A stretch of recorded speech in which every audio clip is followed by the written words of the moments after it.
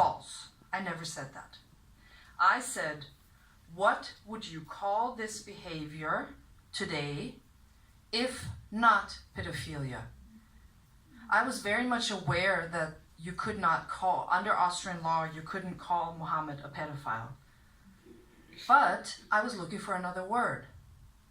Aware of the fact that I can't call him a pedophile, I was looking for a synonym. That's all I did. I did not seek to denigrate or vilify anything or anyone. So the pedophilia, the sentence, what would this behavior be called if not pedophilia, which was a reference to the Prophet's marriage to a 6-year-old.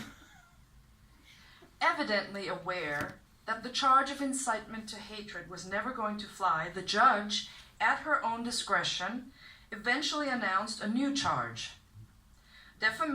Denigration of religious beliefs of a legally recognized religion in Austria. Paragraph 188 of the Austrian Criminal Code. My defense was unprepared for this and requested the trial be adjourned. When the court reconvened in February, events swiftly moved to a close.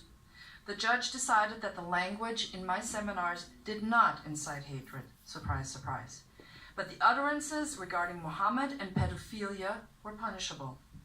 In particular, the judge found that the use of pedophilia was factually incorrect. Listen to this carefully. Was factually incorrect, as this is a sexual preference solely or mainly directed towards children. The judge stated that this cannot apply to Muhammad, who was still married to Aisha when she attained the age of 18. Let that sink in.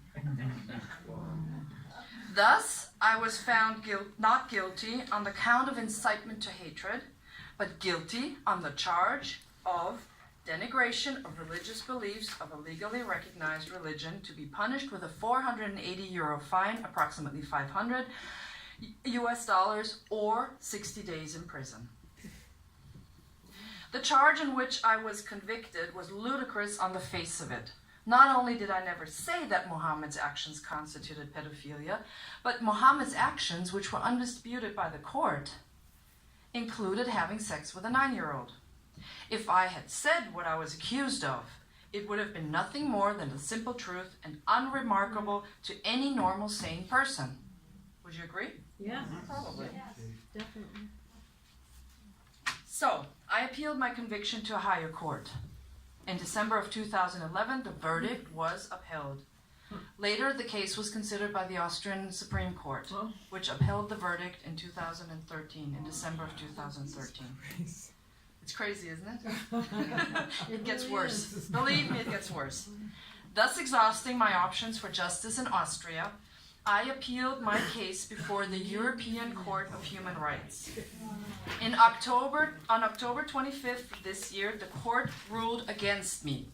And I will pause now and give you a little more information about what this wondrous court stands for, because you've probably never heard of the European Court of Human Rights. It's a forgettable court, as you can imagine, okay? But you still need to know what it is, because it is the court that upheld my conviction. So the ECHR, European Court on Human Rights, is the highest court in the area of the Council of Europe. Do not confuse this with the European Union. The European Union itself has its own court, the European Court of Justice. Has nothing to do with the ECHR. The ECHR was established in 1959.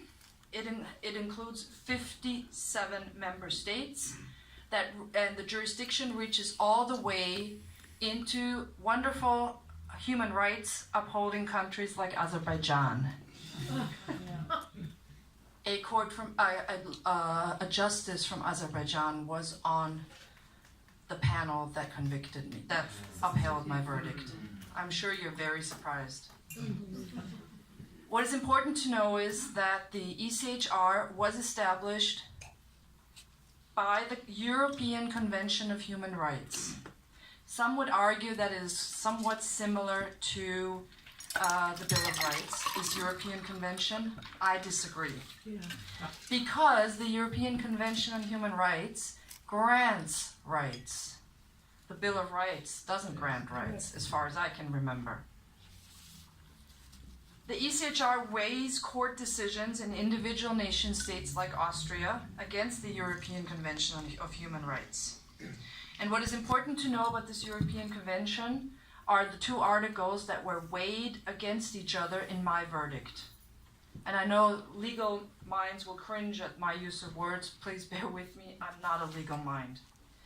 So there's Article 10, Freedom of Expression, which places many restrictions on this very freedom of expression. And the European Convention says freedom of expression carries with it duties and responsibilities. Sounds sinister, doesn't it? And each state can decide which duties and responsibilities. It is in effect, I consider myself a fundamentalist on freedom of speech, and I'm proud of it. And I do not like, yeah, you can clap. I mean, thank you. I'm very fundamentalist. Why? Because I don't believe in freedom of speech, but I believe in freedom of speech, period. Only with those restrictions placed on it by the Supreme Court, and correct me if I'm wrong, there's only 3, 4, the Brandenburg and some other defamation, fighting words. Yeah. Exactly. Lying in lying to law enforcement, lying in the court. That's all fine with me. Those are the restrictions I can live with. Anything else, no. Because that's no longer freedom of speech. That's a freedom of speech, but. Let me quote you a very sinister part of the ruling. And if you feel like reading the entire disaster that is called a ruling, I will forward the link to Karen. And if you're interested in reading it, it is in English language. You can ask Karen and she will forward the link to you. So I'm quoting right now. The court found that the domestic courts, i.e. the Austrian courts, carefully balanced the right to freedom of expression, and now listen carefully, with the rights of others to have their feelings protected. It gets worse. Just wait. I haven't finished yet. It gets worse. And to have religious peace preserved in Austrian society. Okay? Beautiful, isn't it? So what they're saying is freedom of expression is not absolute, but should be balanced against one against the rights of others to have their religious feelings protected. Notice, we're not talking about freedom of religion here, we're talking about feelings. And 2, to have religious peace preserved in Austria. Shocking. First question, who are the others? Second, the court doesn't mention who the others are, but it's implicit, of course. How is others defined? And isn't every critique of every religion or anything at all, as a matter of fact, hurtful to someone's feelings? To which I say, get over it. Live with it. Okay? There is no such right. There exists no right to be protected from hurtful speech. For someone's feelings, I'm sorry. Speech, yes. Feelings, no. The second part, I think, is even creepier. The freedom of expression, according to the court, has to be balanced against the right to have religious peace preserved in Austria. So what the court is actually saying is critique of others may thus lead to a breakdown of the fragile peace witnessed in many European cities. That is what this actually says. And for me personally, the most important sentence to describe all of this madness is the following. The ECHR judgment defends those who threaten violence, but not those who engage in debate. That's, to me, This is not from the ruling, but it's a commentator wrote this sentence. And I think this is very true. I did not go out and tell everybody in the street to go kill some Muslims, because that's not what I do. That's not my job. And it's also not in my DNA to do any of that. I wouldn't want that. I want the debate. Let's discuss it. Let's talk to each other in a civil manner. You have your arguments, I have my arguments, and let's weigh those arguments. Let's talk about it. So, what else do I want to tell you? Yes, the ruling confuses the protection of rights and feelings. We are now in a feeling-based legal situation, no more the right. We're no longer talking about rights. Once hurt feelings become a matter of law, religious rights themselves become precarious. Another problem with the ruling was the ECHR complained that my seminars were not objective. Oh, really? Yeah. Why do I have to be objective? I didn't know that if I was telling you about my life or my opinions that I needed to be objective. The court believed that I should have been objective. Who cares that I didn't meet the standards of an objective quote from the ruling. The court had wanted me to meet the standards of an objective contribution to a public debate. Oh. Wow. Nonsense. Absolute nonsense, yes.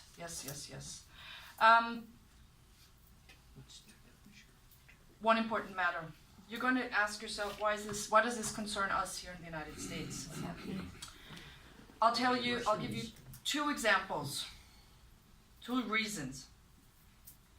First of all, Resolution 1618 of the United Nations Human Rights Council.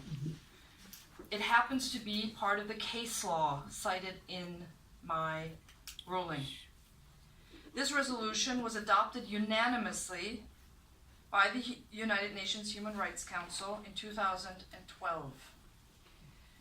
This resolution targets speech, especially criticism of Islam.